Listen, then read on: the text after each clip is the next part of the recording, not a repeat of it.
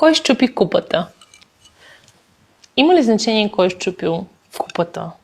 Как ви звучат тези изречения? Нищо, ще купим нова. Чудо голямо, случва се. Голяма работа. То е на щастие, късмет, здраве и така нататък. И между изречението пак не внимаваш, ти с твоите 2 леви ръце, защо не внимаваш повече? От какво зависи в коя от двете посоки ще тръгнем? Дали ще тръгнем в посока оправдаване на това, че на всички се случва и че не е чак толкова голяма работа една купа, или ще тръгнем в посоката ти пак не внимаваш да обвиняваме другия.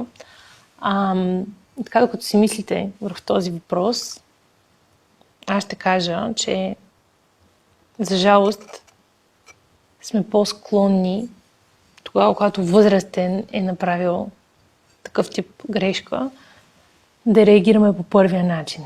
На всеки се случва и сега ще забършим, чудо голямо, сега ще съберем парчетата. Тогава, когато дете допусне подобна грешка, да бъдем назидателни и да укоряваме.